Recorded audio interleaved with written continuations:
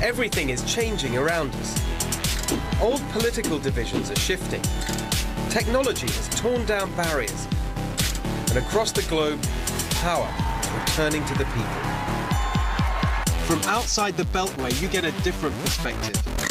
The age of elitism is coming to an end. I've seen it up close. From inside government, while running campaigns, and starting my own business. People are looking for a new brand of change. And the place for positive populism is here. The next revolution starts right now. Live from Los Angeles tonight, the next revolution will be televised. As fans turn on protesting players, we ask, has the NFL been captured by the anti-American left? Plus, President Trump's tax plan, populist or elitist? We'll break it down. Big business under fire for abusing workers. We'll meet the woman who thinks it's time for a workplace revolution. In Swamp Watch tonight, we expose the corruption of America's public sector unions and their Democrat lapdogs. And a populist backlash in Germany. Angela Merkel punished by the voters over open borders. Evening, everyone. Welcome to The Next Revolution. I'm Steve Hilton, and this is the home of positive populism. Another weekend of NFL protests, and the fans don't seem to like it. Take a look at this.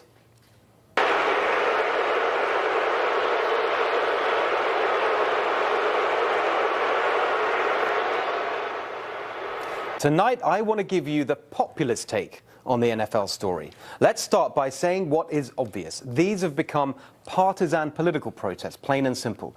Of course, racial justice and injustice in America is real. At every level of the income scale, black people earn less than white people. Black people in America are still, today, suffering the consequences of decades of discriminatory policies in areas like housing, education, and policing.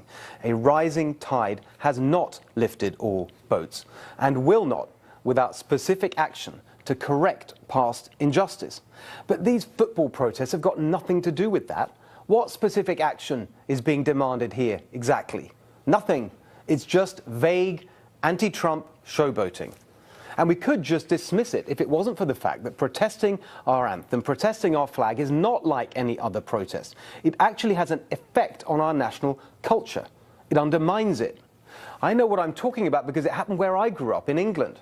For many years, the British left set out deliberately to undermine symbols of British pride, like the Union Jack and the national anthem. It was part of the left's crusade to impose multiculturalism, the idea that it's wrong to have shared national values. In Britain, this had serious consequences, including the insidious growth of a Muslim culture in many parts of the country that subjugates women and fosters extremism. So when you start down a road of attacking and undermining your national culture, it's no joke. That's what's happening here. I can see it very clearly because, again, I saw it back in England in the sneering anti-Americanism of the British left in the 1980s.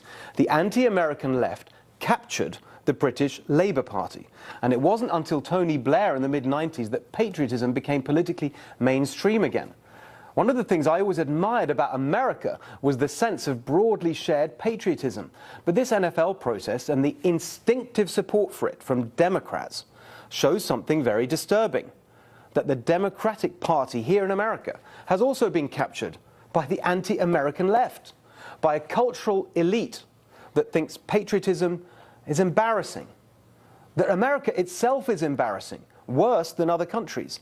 It's a real shock for me to see this. I love this country and I'm so incredibly proud to be here. America is not worse than other countries, it's better. It's better than where I came from, because frankly, it's better than anywhere that anyone came from. Why? Because of the genius of America's founders to build a nation on the idea of liberty under the law. Of course, there are massive problems in America, in particular, the fact that half the country's been left behind by the failed elitist policies of the last few decades. That's what positive populism is about, and patriotism is part of it. It's not the same as nationalism. It's about helping all working Americans, not just white working Americans. But anti-Americanism, on the other hand, that is a defining characteristic of elitism, and it must be resisted. With me now to discuss all that, Executive Director of the Black Sphere and Fox News contributor, Kevin Jackson. Kevin, thank you so much for being with us tonight. Good to see you. You as well. I just wanted to put the question to you this way. Isn't the right position here, as I was just trying to argue, to be concerned about racial injustice and to want to do something about it, and to be fully patriotic at the same time? Isn't that the right answer? Absolutely. The only thing I would disagree with you with, Steve, is that America has always been, in recent times, has always been good to blacks. The problem we have is we've followed all these leftist policies which have made us self-segregate. The Democrats no longer segregate us, we self-segregate. We've got BET for our TV, we've got News One for our radio, we've got Black Lives Matter for all of our protests. We've taken ourselves out of mainstream and essentially said, let's build this subculture within America. Look, black people can be proud of the country we built for all of the reasons that you stated. We are the fabric of this country. And in fact, because of slavery, we built it for free. And we made it the best country in the world to the point where we elected a black president, and all these NFL people that you're watching take a knee are guys that benefited from this. You know, look, we've got Denzel Washington, Jay-Z, Oprah Winfrey. How many people could we sit here and name, Steve, black people that are so successful? It's ridiculous. But now we complain about everything. Well, I think that a lot of people hearing that, but with all backgrounds, would say, yeah, there's a lot of truth to what you say, but actually, isn't it a little bit complacent about some of the structural problems that have left people in the African-American community with poorer schools, worse housing? There's a whole legacy of policy mistakes from many, many years ago, not recent past, but, you know, decades ago. And actually, that needs to be taken seriously and not just dismissed. Yeah, but Steve, look, when you talk about these things, you have to understand black folks are we're concentrated in cities. The people who control these cities are Democrats. We vote for Democrats. We vote for the cops that these guys claim they're kneeling against. We vote for the sheriffs. We vote for the mayors who control these police officers. So explain to me how we can complain when we're voting for the very problems that we claim to want us to overcome. So that's the problem. Yeah, it isn't like it's George Bush or Trump that's saying Baltimore's mayor, you know, look at all the cases that have been settled recently that these guys are talking about. In every city outside of Ferguson, Missouri, it's been a Democrat. I think that's such a powerful point, and the policy failure of Democrats in urban America is just totally shocking. There's just one last point I wanted to put to you, which is this connection between black people and patriotism. How do you see that? Do you read into this set of protests that there's an issue there that needs to be addressed, or is it just part of political back and forth? No, it's a very good point, and I talked about it earlier today. Look, blacks, and people hate when I say these things, but it's the truth, Steve. Blacks are taught to hate this country. There are many times you won't see black players. Even before the kneeling, they wouldn't put their hand over their heart. They don't care about the national anthem. They think the flag is a joke. They think the founding fathers are a bunch of 200-year-old white guys in wigs. They don't understand the process that built America. We're a big part of that fabric. And to your point, this is a conspiracy among the elitists to make us believe that we aren't part of the fabric of America, that we built this racist country, that, by the way, elected a black president and has a lot of black millionaires and multimillionaires and billionaires. So it's a strategy to demoralize blacks, to take away our imaginations, our ingenuity, and the things that we really could use to accomplish. Look at the 1950s black family and ask yourself what would have happened had we been left alone. We'd probably have 100 of the Fortune 500 CEOs in this country. Kevin, thank you so much for your perspective. I think I can see our panel going to have lots to say about that. So let's bring them in right now. Fox News politics editor and author of Fox News Halftime Report, CHRİS Steiwald. Senior editor at the online political journal American Greatness, Julie Ponzi. And Democrat Tim Canova, who's running for Congress in Florida against our friend Debbie Wasserman Schultz. Good to see you all. Nice to meet you. Thank you. Tim, I just want to start with you. Switching really to the patriotism point. Don't you think the Democrats have ended up on the wrong side of this argument, driven by their kind of crazed anti-Trump feelings? Well, you've got to remember that Colin Kaepernick started his protests when President Obama was the president, when Barack Obama was. So who really politicized this? I do believe it was President Trump more than anyone, perhaps, and perhaps to distract voters from some real issues. You know, take a look at what the protest was about, and that's what we really should be speaking about. Which one are you talking about, the original or what we saw the last couple of weekends? Well, originally. I think that's the last couple of weekends, honestly, I think it's pretty clear that it's just turned into this anti-Trump thing. Well, perhaps, but I would argue that President Trump sort of brought that on and politicized it. The original protest, of course, was to talk about structural racism and the shootings of black citizens by police. I think the police do a tremendous job under a lot of stress. I think all of us could agree to that. But yet there are some troubling shootings that have been going on for a long time, and I think that's where the conversation. I couldn't agree more, but I just don't think that this is where this has ended up. I think that this is actually, you know, just ended up just being this sort of political back and forth. But hang on a second, I just want to get Julie's perspective, because to some of these points about the structural policy issues, it was interesting to me that during the election, candidate Donald Trump said pretty clearly, you know, as Kevin was saying, actually, you've been screwed by the Democrats, and if you elect me, I'll help you. Right. That didn't go over so well, even though he may have been... Well, he did get more votes from the African-American community than any of our previous candidates have done in quite some time. Right. So. But do you see any signs of a policy agenda to address some of these underlying points? What I see in Trump is, I see Trump appealing to the things that we hold in common, and the things that, like he said in his inaugural address, that there's no place for discrimination, for bias, for bigotry in America. What there is a place for patriotism. And if you hold on to patriotism, then you can't be a bigot. And I think that's entirely true. And I think that that's what Trump is, when he's appealing to this sentiment in America that is opposed to these protests, that is just outraged and offended by them. Yes. What he's sensing there is that people are tired of being told that their country sucks. I so agree with that. That's what I was trying to get at. I completely, thank you for saying that. That's what I think is so sad about this, actually, Chris. But where do you think it's headed next politically?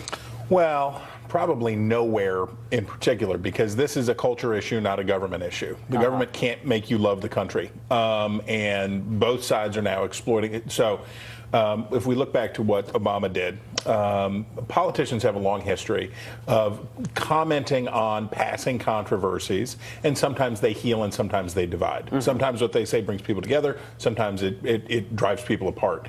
Barack Obama and the Trayvon Martin shooting, very famously, when he talked about, if I had a son, he would look like Trayvon. People said, why are you going into this space? You're pushing people apart, you're not bringing people together. I think to a certain degree Trump was probably being exploitative, but now Democrats are returning the favor and making, look, if 2017 must stink if a discussion about whether or not you venerate the flag is a political issue. And anytime any party claims, I'm the true patriot, no, I'm the true patriot, you go into a bad place, because everybody should be able to agree on those core principles. Well, that's what I used to think was true about America. As I said, that's what I loved about America. But it was very striking to me that in the UK, it changed.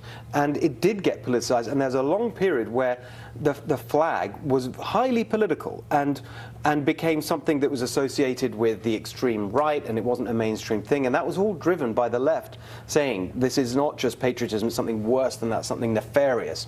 I use the word nationalism. That's what I see is the risk to the Democrats. There's a huge risk for the Democrats to be associated as a party that's against patriotism. But I would also say this. There's a risk for the Republicans, too. And the risk here is you cannot legislate love of country. The government cannot make you venerate the flag. The government cannot make you love your country. It cannot happen. And when populists like Donald Trump offer, so it feels good emotionally for people to hear, yeah, that's right, daggone it, they ought to stand up for the national anthem. My dad served in Korea, and why shouldn't they, and all that, da-da-da-da-da. But if there's no there, if at the end you don't say, and now we're going to solve it thusly, frustration grows, it doesn't abate. Very good summary. Thank you so much. That's why we have him over from DC to join us. Later tonight, Swamp Watch will expose the public sector unions who spend millions to elect Democrats and who return the favor with your tax dollars. And after the break, we'll debate President Trump's new tax plan. Is it populist or elitist?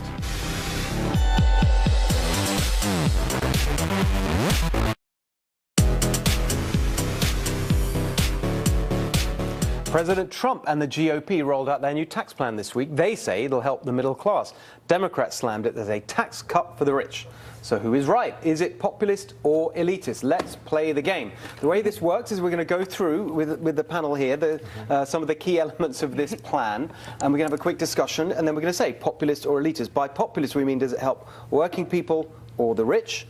And by the way, this is not a democratic vote. I reserve the right to decide in the end, but I would just love to have your views. And by the way, we've got very exciting sound effects for our audience back home. When something is classified as populist, you will hear the celebratory opening of a can of beer.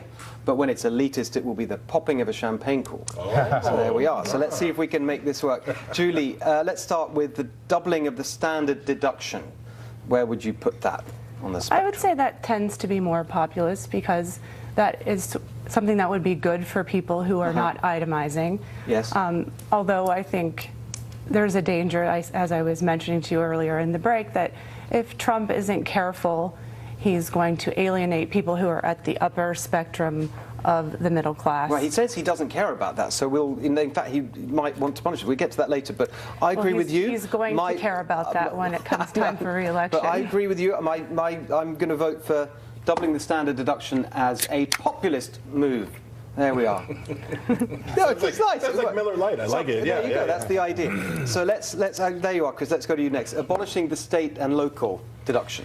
That's partisan. Well, I guess I will call that populist generally, but it's more partisan than anything else because that's going to fall hardest on Democrats because the Democrats tend to live in states that have the highest taxes in that way. Yeah, I agree with the populist. I mean, we did that on the show before. We did a Swamp Watch on tax breaks for the rich, and we included the state and local deduction in that because, frankly, I think it's not like 80% of the benefit goes to people who are earning over 100,000. I know people will draw the line of who's rich in different places, but again, I agree. Populist, state and local deduction.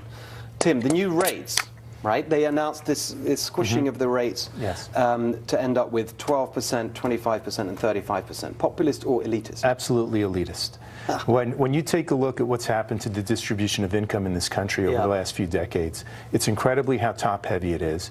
And in addition, it's amazing how much the federal government and the Federal Reserve has helped the top 1%, maybe even the top 1/10 of 1%.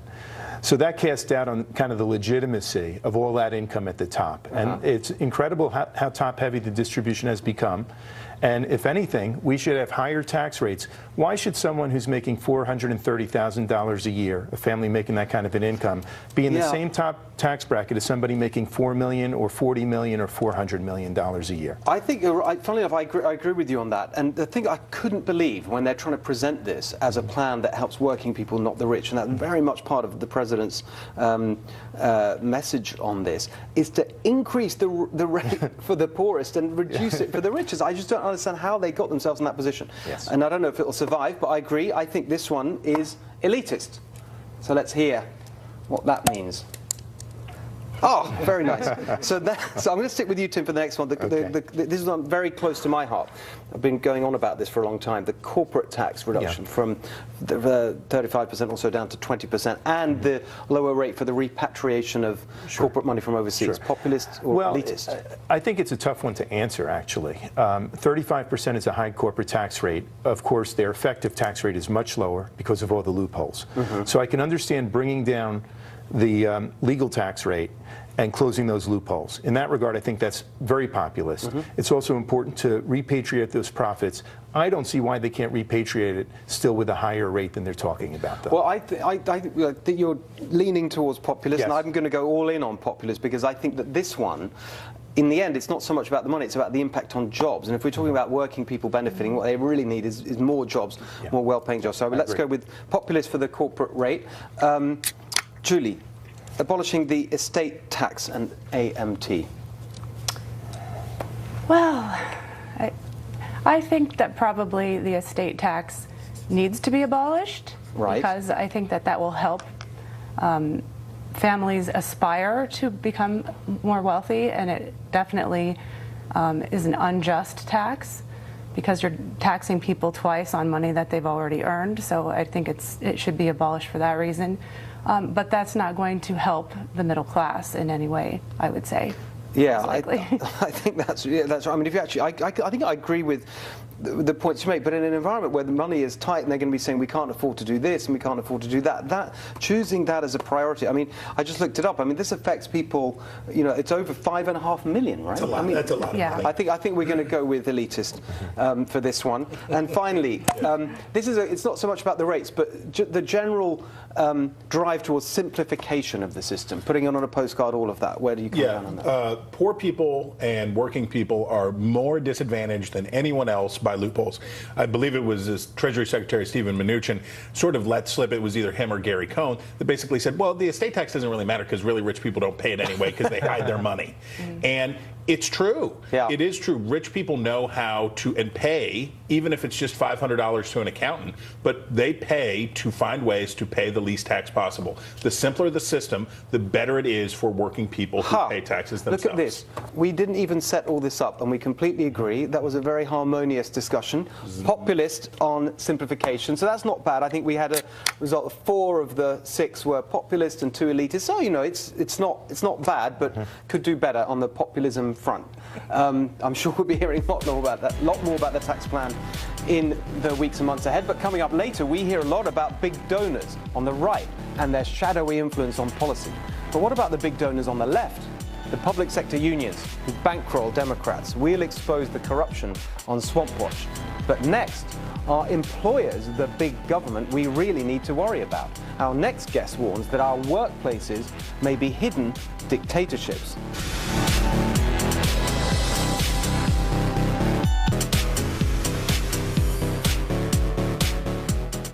My next guest wrote one of the most interesting things I've read all year. In an article with a headline, How Bosses Are Literally Like Dictators, University of Michigan professor Elizabeth Anderson documented some shocking examples of big businesses abusing their workers.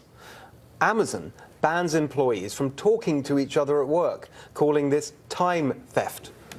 Apple searches through the belongings of its retail employees, making them wait in line for up to half an hour, deducting that time from their pay. And Tyson Foods prevents its poultry workers from using the bathroom.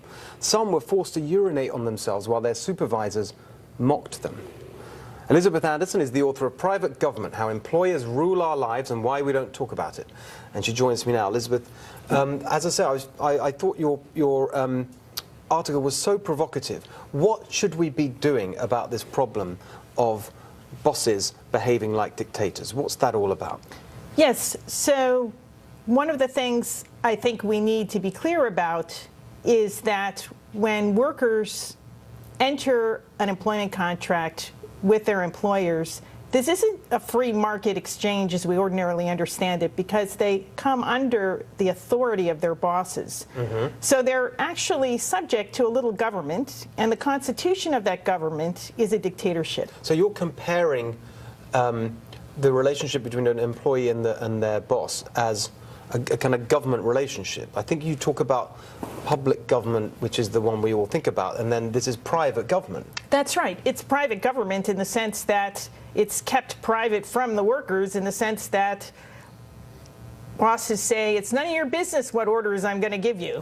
This is what you have to obey. So I think that some people might recognize that comparison, and even conservatives who feel strongly about rights and so on might say, well, hang on a second, you can just leave, you can just go get another job if you don't like it. Why should we be getting worried about this? Well, one reason is the only choices that most workers have to leave to is another dictatorship. Doesn't seem like a good set of options. What do you mean by that? Well, they would just enter another workplace where the boss gets to lord it over them. And so, well, what are the things that you would propose to actually do something about this? So I think about 3 basic ideas. So one is to enhance exit options, Right. In many states, California is unusual in that they don't really have non-compete agreements. So tell us what a non-compete agreement is and why it matters. So a non-compete agreement says that when you accept an employment contract, you sign a piece of paper that says if you quit, you're not allowed to work in the industry for a number of years. So you have to leave your talents and your skills behind if you find that the work's intolerable. So non-competes, I know the original idea was to protect sort of company secrets from sort of, really top workers. Right. They didn't want engineers walking off with the code. So what's wrong with that? Why is that? That sounds okay to me. Well, California, Silicon Valley's doing just fine without it. I don't think we need to put these So how many constraints. workers are affected by that? What kinds of people, are affected by this restriction on being able to move somewhere else? Right. Well, it used to be just a handful of elite workers who were creating intellectual property for the corporation, but now it's expanded. Now you have Jimmy John's workers who are just making sandwiches. They signed a piece of paper, and now they can't quit and go work at Subway. And so that means what? That they can't negotiate better pay? They have to put up with these kinds of... Or they have to find a completely different... They have to abandon their skill set and skill up in something else to find jobs. Very interesting. Well, look, we're going to be able to talk about this more with the panel later on. Thank you so much for joining us. Really appreciate it. Thank you. But coming up next, it's Swamp Watch, and we expose the public sector unions and their Democrat lapdogs.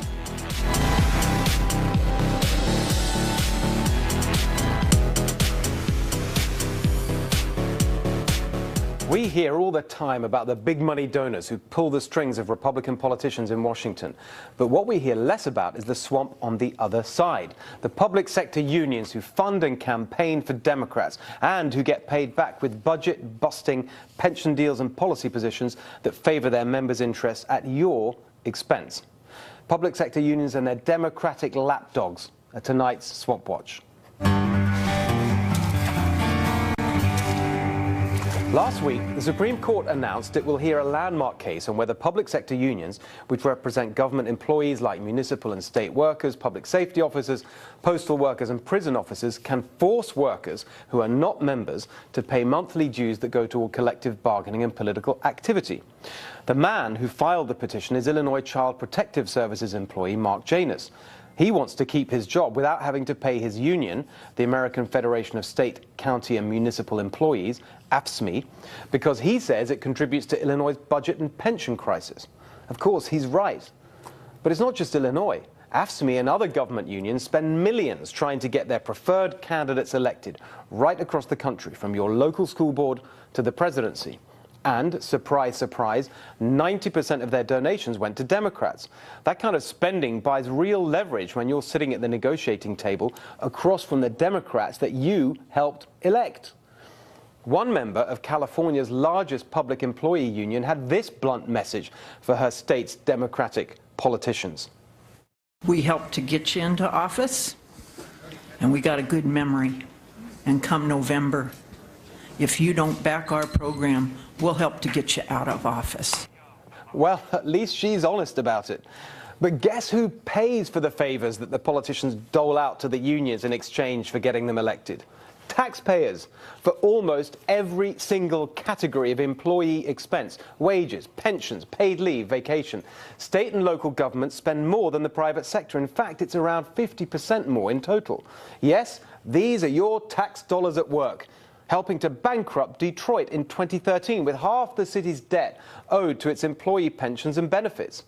Keeping sanitation prices high in unionized Chicago, where it costs $231 per ton, compared to non-unionized Dallas, where it's only $74. And getting $500 million in contracts from Washington State's Governor Jay Inslee, who just happened to benefit from $750,000 in campaign contributions from the very same unions he was negotiating with. Then there's sunny California, my home state, and the epicenter of corrupt public sector union-spawned debt and bankruptcy. In May, Governor Jerry Brown signed a package of labor contracts that offered raises and bonuses to 126,000 people, about half the state's workforce. Of course, he was just returning a favor, as unions gave $3 million to the governor's re-election campaign. I think that's what's known as a quid pro quo, or, if you prefer a more straightforward term, bribery. By the way, teachers' unions were one of Jerry Brown's biggest backers, as they are for most Democrats, and the disastrous consequence of Rouse schools is a subject that we'll return to in a future Swamp Watch. Of course, the only way Jerry Brown can afford to pay off his campaign debt to the unions is by raising taxes. And here, too, public sector unions are always ready with a helping hand. A few years ago, Governor Brown supported California Proposition 30 to raise some $6 billion a year by hiking taxes. Hey, that's our money, thought the unions. We'd better make sure Jerry gets it. So they spent $14 million campaigning for the tax increases on other Californians, taxes that would end up funding their own pay and pensions. The whole rotten circus is completely corrupt. But it's not just about financial payoffs. The Democrats' dependence on the unions leads to policy payoffs, too. Look no further than California's notoriously overcrowded prisons. In 1975, California imprisoned 65 people for every 100,000. By 2007, the incarceration rate had ballooned to 472 per 100,000, a 600% increase. It got so bad that in 2011, the Supreme Court ordered the state to cut its prison population by 30,000 inmates. What on earth caused this incarceration crisis? These people, the California Correctional Peace Officers Association, or CCPOA. In the 80s and 90s, this union lobbied the state to construct 22 new prisons, increasing by 4 times the number of guards, who, by the way, make on average over $100,000 each. In 1998, the Prison Officers Union cut a $1.5 million check to Democratic gubernatorial candidate Gray Davis. 4 years later, when Davis was getting ready to run for re-election, he returned the favor with a stunning 34% pay hike, adding $2 billion to the state budget. And like clockwork, just 8 weeks after that offer, the union helped him with another $1 million towards his re-election campaign. They also spent $100 grand to promote California's 3 Strikes initiative, which landed all sorts of non-violent offenders in jail. And they followed that with $1 million to defeat a proposition that would have amended the law to limit the crimes that trigger a life sentence. Fast forward 20 years, and the Golden State is now spending $11 billion a year on its correctional system, more than it spends on universities. When Jerry Brown, yes, him again, ran for governor in 2010, the prison officers gave him a cool $2 million, and he gave them 3 raises in the last 6 years. No wonder they were so proud of their role in his win and in many others. Take a look. We won big this year, played a decisive role in electing a governor, elected new friends in the legislature. Of the 107 candidates endorsed by CCPOA this election, 104 were victorious. CCPOA made the difference. They literally won this campaign for me, and I'm very, very grateful for that. Oh, isn't that lovely? Everyone's so happy and grateful in this cozy little club of corruption. When the Supreme Court takes up Mark Janus's case against AFSCME, the judges not only have a chance to prevent unions forcing their members to pay for things they disagree with, they also have an opportunity to drain the swamp that is the Democratic Party's dependence on public sector unions. Let's hope they take it. Coming up, the panel's been listening intently, and I want their thoughts on this week's Swamp Watch. That's coming up right next. And then later on, we'll look at the populist backlash to Angela Merkel's open borders policy in the German elections last week. Don't go away.